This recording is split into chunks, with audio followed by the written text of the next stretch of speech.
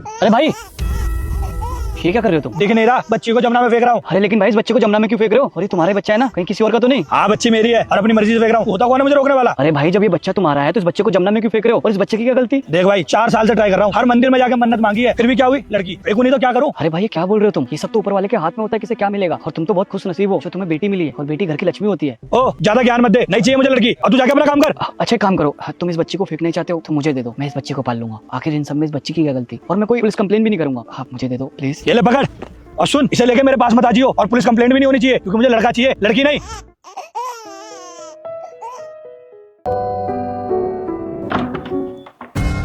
ये बच्चा किसका है? पता नहीं। पता नहीं मतलब ये, इसका बाप इसे जमुना जी में फेंकने जा रहा था सिर्फ इसलिए क्योंकि उसको बेटा चाहिए था और उसे बेटी पैदा हुई। मैंने उसे बहुत मना किया और समझाया भी, लेकिन वो फिर भी नहीं माना। तो मैंने कहा कि बच्चा मुझे दे दो, मैं पाल लूंगा। इस बेचारी नन्ही सी जान की क्या गलती? इसने तो सही से अभी तक दुनिया भी नहीं देखी, और कहते हैं बेटी तो लक्ष्मी का रूप होती है ना।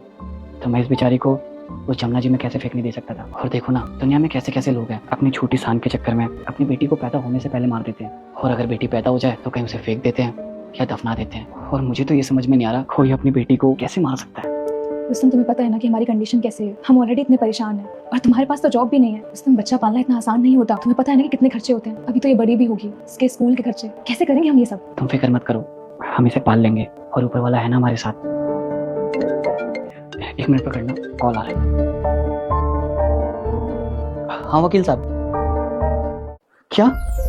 अरे ये तो बड़ी खुशी की बात है, मैं आता हूँ शाम को मिलने आपसे। हाँ ठीक है, अरे मिठाई भी लेकर आऊंगा, आप टेंशन मत लीजिए। अब किसका फोन था? अरे वो जो हमारी पुरानी जमीन थी ना, जिसपे 5 साल से केस चल रहा था, आज वो केस हम जीत गए। और जज साहब ने कहा अब वो सरकारी जमीन नहीं है, वो हमारी जमीन हो गई। और किसी ने सच कहा है, बेटियां लक्ष्मी का रूप होती हैं। और देखो ना, 5 करोड़ रुपए मिलेंगे। आप उन पैसों से इस बच्चे की परवरिश बहुत अच्छे से करेंगे। सही कहा आपने, बेटियां ना लक्ष्मी का रूप होती है, और आज मैंने ये मान भी लिया। अब देखिए ना, जो केस हम इतने सालों से नहीं जीत पाए, वो इसके आते ही हम जीत गए। अब हम इसकी परवरिश बहुत अच्छे से करेंगे, इसको पढ़ाएंगे लिखाएंगे, बहुत काबिल बनाएंगे, और हम इसे कभी ये एहसास नहीं होने देंगे कि हम इसके असली माँ बाप नहीं है। हम इसे बहुत प्यार देंगे, बिल्कुल अपनी बेटी की तरह। सही कहा तुमने, मैं कितना परेशान था। अरे मैंने तो उम्मीद खो दी थी कि वो जमीन हमें मिलेगी भी, और इस बच्चे के आने से सब ठीक हो गया।